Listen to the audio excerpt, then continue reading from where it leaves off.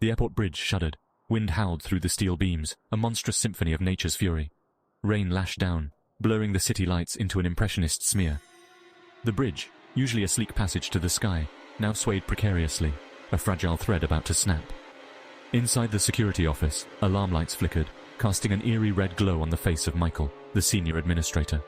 He gripped his coffee mug, knuckles white, his eyes glued to the security monitors. A knot of dread tightened in his stomach. Something was wrong. Terribly wrong. Out on the bridge, Lena fought to control her Lexka delivery vehicle.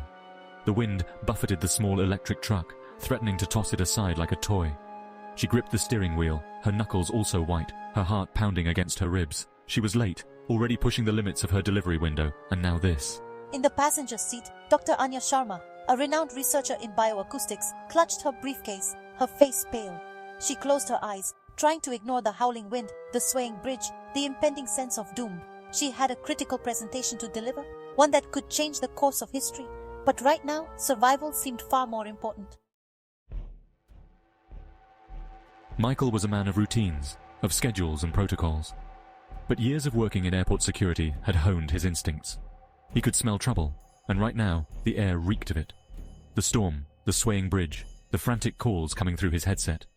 It was a recipe for disaster. Lena, on the other hand, thrived on chaos.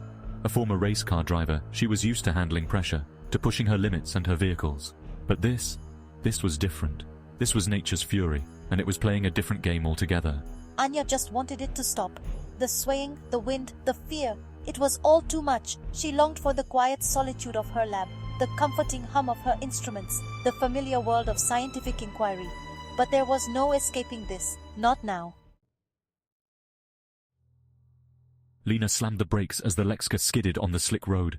She fought to regain control, her heart pounding against her ribs. The bridge swayed violently, throwing cars around like dice in a cup. Screams filled the air, a chorus of terror. Narrator, a blinding flash, a deafening roar. The bridge lurched violently. On the security monitors, Michael watched in horror as a cargo plane, caught in a sudden crosswind, clipped the bridge's support structure. The metal shrieked, twisted, and began to give way. Anya's world dissolved into a dizzying kaleidoscope of motion. Her stomach lurched as the bridge tilted, metal groaning in protest. Outside her window, she saw a car spin out of control, careening towards them. Impact was inevitable. Section 4, Project Silence. No longer silent. Deep beneath the airport, in a secret facility, alarms blared. Containment breaches flashed red on the monitors. Project Silence, a top-secret military program experimenting on genetically enhanced dogs, was compromised. The dogs, bred for stealth and lethality, had been designed for urban warfare, their senses heightened, their instincts honed to a razor's edge. Now, freed from their cages by the collapsing structure, they were loose in the airport complex, driven by primal fear and a hunger that knew no bounds. The first wave of creatures surged through the airport tunnels, their black, sleek forms barely visible in the flickering emergency lights. They moved with a speed and agility that defied belief, their eyes glowing with an eerie luminescence in the darkness. Section 5, Hunted by Shadows.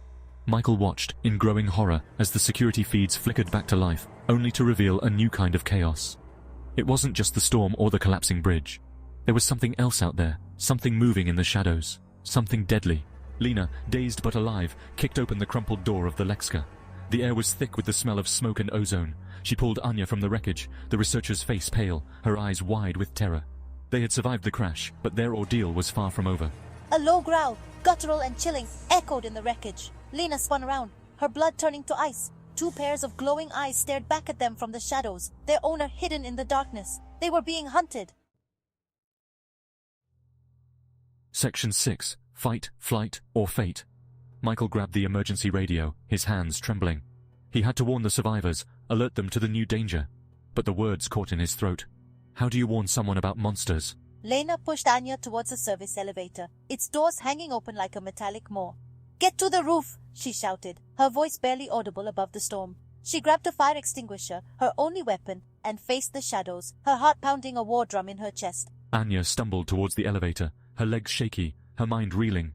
The world had turned into a nightmare, a grotesque parody of reality. She had to escape, had to warn the world about Project Silence, but could she even survive this night of terror?